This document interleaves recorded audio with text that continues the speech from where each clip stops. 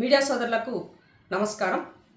ఇవాళ తెలంగాణ రాష్ట్రంలో BRS party నాయకులకు అధికారం కోల్పోయిన అహంకారం తగ్గలే. చింతదచ్చిన పులుపు జావనట్టుగా పదే పదే రాజకీయ కోణంలో విమర్శలు తప్ప మరొకటి లేదని మరోసారి నిజ నిర్ధారణ అయింది. కేటీఆర్ గారు డ్రామా రావని 100% ఇవాళ మీడియా సాక్షిగా ప్రూవ్ చేసుకున్నాడు. ఇవాళ ఈ రాష్ట్రంలో ఎక్కడ సమస్య జరిగినా, ఎవరికి ఏ ప్రాబ్లం వచ్చినా, చిన్న కష్టం వచ్చినా, ఏ జాతి బిడ్డకైనా కూడా అందరికన్నా ముందు స్పందించేది ఆదివాసి బిడ్డ మా సీతక్క. ఇవాళ సీతక్కను రాజకీయ కోణంలో పదే పదే ఆమెను ఇబ్బంది పెట్టేటువంటి కార్యక్రమాన్ని చేస్తుండ్రు కదా, మీకు సిగ్గు అనిపిస్తలేదా అని అడుగుతున్నాను. ఆమె చేసిన ద్రోహం ఏంటని అడుగుతున్నా. నిజాయితీగా బతకడము, ఉన్నది ఉన్నట్టుగా చెప్పడము, ఈ ప్రజల కోసం ఆమె జీవితాన్ని సాక్రిఫైస్ చేయడమే ఆమె చేసిన తప్ప అని అడుగుతున్నాను. ఇలాంటి వ్యక్తులు రాజకీయంలో బతకనియరా? అంటే దోచుకొని దాచుకున్నవాడే రాజకీయాల్లో ఉండాలా? అదే మీ యొక్క నైజం అని అడుగుతున్నాను నేను. నిజంగా ఏమాత్రము మీకు చిత్తశుద్ధి ఉన్నా, రాజకీయాల్లో మంచి బతకాలన్నా కూడా ఇలాంటి నాయకులకు పార్టీలకు అతీతంగా మద్దతు ఇవ్వాల్సిన అవసరం ఉంది. అది వదిలేసి ప్రతి అంశాన్ని ఎక్కడ ఏం జరిగినా సీతక్కకు అంటగట్టేటువంటి ప్రయత్నం మీరు చేస్తున్నారు. ముఖ్యంగా ఇవాళ కొద్దిమంది ఆడబిడ్డలు అనాలా, మరి వాళ్ళను ఏడబిడ్డలు అనాలో తెలియదు నాకు. వాళ్ళు కేటీఆర్కి శిఖండిగా మారి ఇవాళ స్టేట్మెంట్లు చేస్తున్నారు. మాలోతు కవిత గారికి సీతక్కననే నైతిక హక్కు ఉందా అని అడుగుతున్నా. మీరు పార్లమెంటు సభ్యురాల ఈ మహబూబాబాద్లో, ఆ నియోజకవర్గానికి నువ్వు వెలగబెట్టింది ఏంటమ్మా? నువ్వు చేసిందేంటి? ఎప్పుడు చూసిన హైదరాబాద్లో కేటీఆర్ గారిని ప్రసన్నం చేసుకోవడము, నువ్వు చేసే కార్యక్రమాలు, నువ్వు ఏడెడ తిరుగుతావో ఏం చేస్తావో ఈ సమాజానికి తెలుసు. కవిత గారు, మీకు చాతనైతే నలుగురికి సహాయం చెయ్యండి. ఆ గిరిజన జాతి బిడ్డగా పుట్టి వాళ్ళ గిరిజన రిజర్వేషన్లు పొందినవు తప్ప వాళ్ళ పేరు మీద నువ్వు రాజకీయ జీవితం పబ్బం గడిపావు. కానీ ఆ జాతి బిడ్డల కోసం ఎన్నడన్నా పాటుపడ్డవా అని అడుగుతున్నా. ఇదే గిరిజన జాతులకి సంబంధించి ఖమ్మంలో పచ్చి బాలంతరాలైనటువంటి వాళ్ళని అరెస్ట్ చేసి జైల్లో పెడితే ఏడవండుకున్నామని అడుగుతున్నా. ఎందుకు మాట్లాడాలి? ఆ రోజు నీ నోరు పడిపోయిందని అడుగుతున్నా. ఇదే ఆదివాసీ బిడ్డలను చెట్టుకు కట్టేసి పోడుదొంగ చేసుకున్నటువంటి ఆడబిడ్డకు బట్టలిప్పి చెట్టుకు కట్టేస్తే ఆ రోజు ఏడవండుకున్నామని అడుగుతున్నా.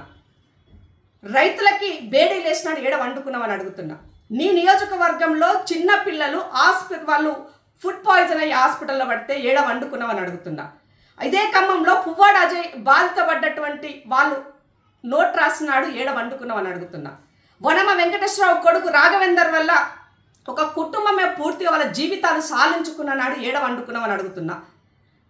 అదే నేరెళ్ళ ఘటనలో ఇష్యూ జరిగినాడు మరి ఎందుకు నోరు మెదపలేదని అడుగుతున్నా. హైదరాబాద్ నడువడ్డున ఒక బిడ్డ ఆగమైనాడు ఎందుకు మాట్లాడాలని అడుగుతున్నా.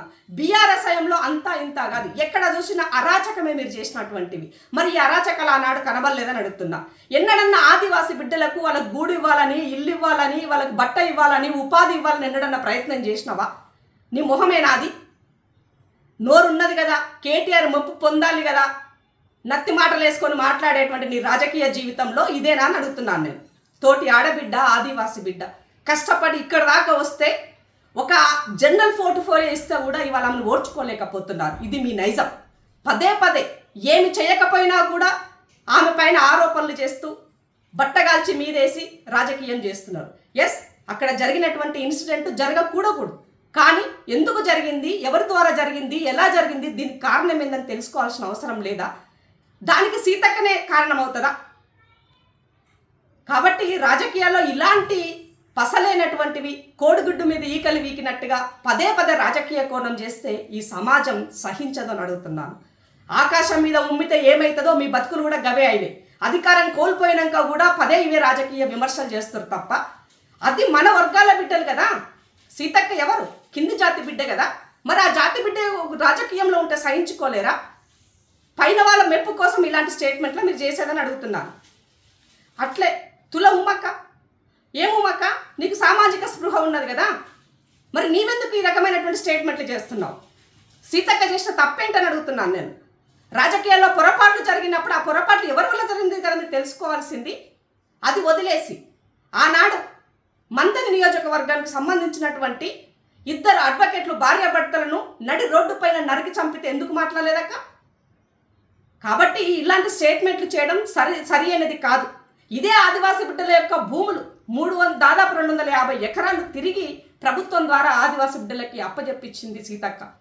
జీవో 49కి సంబంధించి దాన్ని రద్దు చేయించి ఆ జీవో ద్వారా వాళ్ళని విముక్తి చేయించింది సీతక్క. మరి మీరు చేసింది ఏంటి? దోచుకోవాలి, దాచుకోవాలి, బానిసత్వానికి కేర్ ఆఫ్ అడ్రస్గా ఉండాలి. ఇది నువ్వు చేసినటువంటిది.